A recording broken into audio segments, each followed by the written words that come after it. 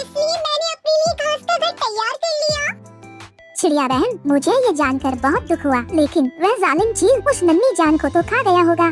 नहीं बंटी भैया, ऐसा नहीं हो सकता। मेरा दिल कह रहा है मेरी बेटी सुनहरी जिंदा है। चिड़िया बहन, काश ऐसा ही हो। इस जंगल में एक जालिम चील रहता है, वो कुछ दिनों पहले मेरे बच्चों को भी ले गया है। ऐसा करें बंटी भैया, आप मेरे साथ मेरे हरी घास के घर में चले ताकि आप उस जालिम चील को ढूंढने में मेरी मदद कर सके। फिर बंटी कबूतर अपनी पत्नी बबली कबूतरी के साथ टुनटुनी चिड़िया के हरी घास के घर में चला जाता है। चिड़िया बहन, तुम्हारा दर्द हम खूब जानते हैं, क्योंकि ये दर्द हमने भी सहा है, लेकिन हकीकत यही है कि तुम्हारी बच्ची जिंदा नहीं होगी।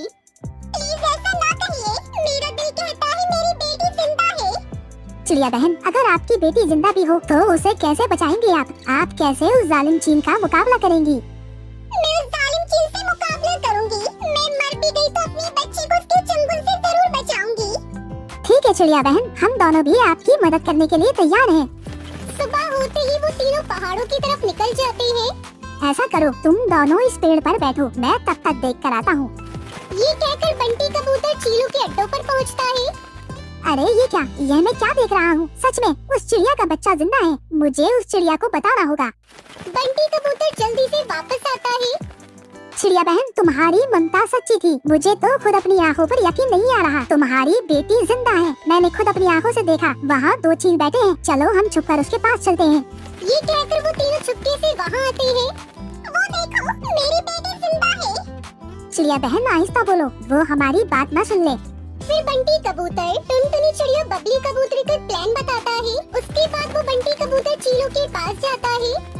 बेशर्म जालिम चील, किसी के बच्चे की जान लेकर अपने बच्चे को शिकार सिखा रही हो, यह कितनी गलत बात है। ए कबूतर, तुम्हारी हिम्मत कैसे हुई मेरे इलाके में आने की? लगता है अपने बच्चे की मौत का दर्द भूल गए हो, जो आज आए हो अपनी जान गंवाने। रुको, मैं तुम्हें अभी मजा चखाता हूँ।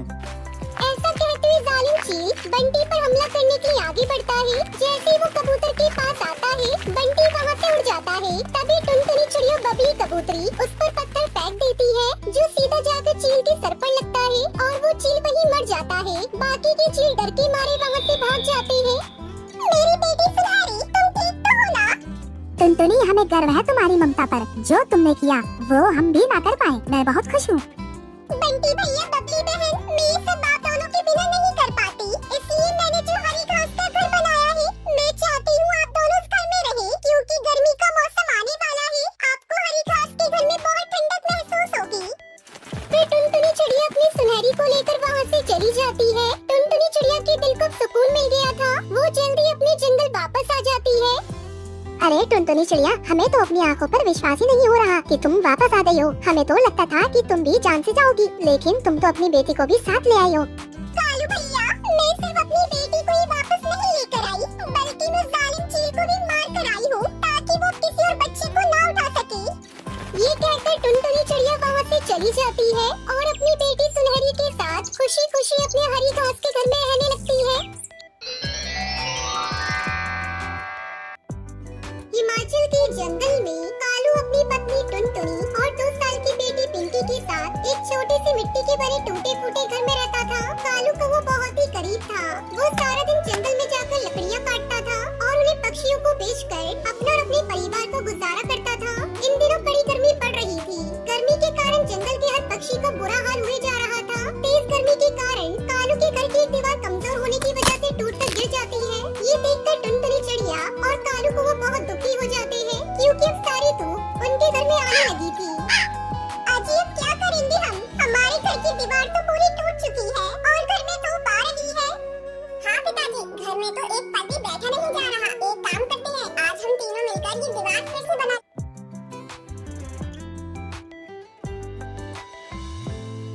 हमारा ये घर भी कितना कमजोर हो चुका है, पता नहीं ये कब गिर जाए। तो क्या करे टुनटुनी, दीवार तो बनानी ही होगी ना, वरना ऐसे गर्मी में कैसे रहेंगे हम? दिन में गर्मी, रात में गर्मी, ऐसे तो हम तीनों बीमार हो जाएंगे। पिताजी, मेरी दोस्त लूसी है ना, उसके पिताजी ने घास का घर बनाया है और वो उसी में रहते हैं। यहाँ तक कि उन्होंने घास के तिनके से 4 घर बनाए हैं। एक घर में वो रहते हैं और बाकी के घर उन्होंने किराए पर दे दिए हैं। घर के साथ साथ उनकी कमाई भी अच्छी होती है। हम भी ऐसा कुछ करते हैं ना। और मैंने सुना है धूप में घास के ऊपर पानी डालने से वो घास एकदम ठंडी हो जाती है, जिससे उस घास के घर के अंदर बहुत ठंडा लगता है। गर्मी बिल्कुल महसूस नहीं होती उसमें। क्या जी, कुछ करते हैं ना, अगर हमारा भी घर घास का होगा तो कितना अच्छा होगा ना। और घास के लिए हमें कौन से पैसे देने होंगे, वो तो जंगल में ऐसे ही मिल जाती है। चलिए हमें जंगल में जाकर घास ढूंढनी होगी। टुनटुनी के कहने पर तीनों उसी समय जंगल की ओर निकल पड़ते हैं। गर्मी के मौसम के कारण सारे पेड़ पौधे सूख चुके थे। जंगल में कहीं पर भी घास का नामो निशान नहीं था। हम तो कितनी दूर तक आ चुके हैं, पर यहाँ तो कहीं पर भी घास नहीं है। हरी घास कहाँ से लाएंगे हम? बस हम इससे आगे नहीं चल सकते। यहाँ से थोड़ी दूरी पर एक विशाल जंगल है, सुना है वहाँ बहुत से जंगली जानवर रहते हैं। वहाँ जाना हमारे लिए सुरक्षित नहीं होगा। क्या जंगली जानवर? अरे बाप रे, नहीं जी, हम वहाँ नहीं जाएंगे। चलिए हम वापस घर चलते हैं, वैसे भी थोड़े समय में अंधेरा हो जाएगा। चलो पिंकी बेटा, हम घर चलते हैं। तीनों वापस घर जाने लगते हैं। तभी कालू कौवे के मन में एक बात आती है। लगता है घास के ना मिलने से मेरी बेटी उदास हो गई है। इतनी दुखी लग रही है ये। नहीं नहीं, मैं अपने बच्चे को ऐसे उदास नहीं देख सकता। टुनटुनी, मैं क्या कहता हूँ, तुम और पिंकी घर चले जाओ। देखो अंधेरा भी होने वाला है। आज मैं लकड़ियाँ तोड़ने भी नहीं गया जंगल में, तो मैं यहाँ आ ही गया हूँ, तो थोड़ी लकड़ियाँ तोड़ लेता हूँ। इन्हें बेचकर थोड़े पैसे मिल जाएंगे। तो तुम दोनों घर जाओ, मैं थोड़े समय में लकड़ियाँ लेकर आता हूँ।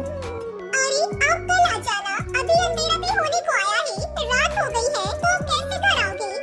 टुनटुनी, इस जंगल में मेरा रोज का आना जाना है, तुम चिंता मत करो, मैं जल्दी ही घर आ जाऊंगा। कालू कौवे की ये बात सुनकर टुनटुनी और पिंकी घर चले जाते हैं और कालू कौवा जंगल के गहरे हिस्से में चला जाता है। मुझे तुरंत ही कहीं से भी घास ढूंढकर घर जाना होगा। कालू जंगल के हर हिस्से से बखूबी वाकिफ था। उसे पता था जंगल के किस हिस्से पर खतरा है और किस हिस्से में नहीं। फिर भी बेटी की खुशी की खातिर कालू कौवा जंगल के सबसे खतरनाक इलाके में घुस जाता है, जहाँ कई सारे जंगली जानवर थे। कालू जंगल में डर कर घूमता है और उसे वहाँ पर घास नहीं दिखाई देती। इतनी दूर आने के बाद भी घास नहीं मिली। ये जंगल की सारी घास आखिर गायब कहाँ हो गई? एक घास तक नहीं है इस जंगल में। तभी एक जंगली चील कालू कौवे के पीछे लग जाता है। कालू चील को देखकर तेजी से जंगल की ओर दौड़ता जाता है। बाप रे, ये जंगली बाज मेरे पीछे कैसे पड़ गया? अगर इसने मुझे पकड़ लिया तो मैं तो मारा जाऊंगा। कहाँ भागूं? आगे तो पूरा जंगल ही जंगल है। कालू तेजी से भागता जाता है। डर के कारण उसे उड़ा भी नहीं जा रहा था। तभी वह छोटे से घास के गड्ढे के अंदर गिर जाता है। घास में गिरते ही कालू वहीं बेहोश हो जाता है। जब उसकी आँख खुलती है तो वो देखता है कि उसके घर के पेड़ के नीचे उस घास के ऊपर पड़ा हुआ था और उसके पास टुनटुनी और पिंकी दोनों खड़े उसे देख रहे थे। टुनटुनी भागो, वो जंगली बाज आ जाएगा, बाज आ जाएगा। ये क्या बोल रहे हो आप? अपने घर में हो कालू जी? कालू को उठकर चारों ओर देखता है तो अपने जंगल और अपने घर के नीचे था। ये कैसे हो सकता है टुनटुनी? मैं जंगल में था और एक जंगली बाज मेरे पीछे पड़ गया था। मैं तेजी से भागा और इस घास के, अरे ये घास यहाँ कैसे आ गई? ये तो जंगल में थी ना। तभी उस घास से आवाज आती है। कालू, इतना परेशान होने की जरूरत नहीं है। मैं एक जादुई घास हूँ। अब इस घास से अपने लिए कई सारे घर बना लो, क्योंकि मैं कभी खत्म नहीं होने वाली और ना कभी मर जाने वाली हूँ। उस जंगल में उस जंगली बाज से मैंने ही तुम्हें बचाया था। मैं कई वर्षों से उस जंगल में पड़ी थी। कोई मुझे नहीं खा रहा था और ना ही मुझे कोई अपने साथ ले जा रहा था। पर जैसे ही तुम मेरे ऊपर आकर गिरे, मैंने झट से अपने जादू से तुम्हें वहाँ से गायब कर दिया। क्या तुमने मुझे उस जंगली बाज से बचाया था और तुम ही यहाँ ले आए? ये बात सुनकर तीनों के होश उड़ जाते हैं। तभी वो तीनों उस घास के चार बड़े बड़े आलिशान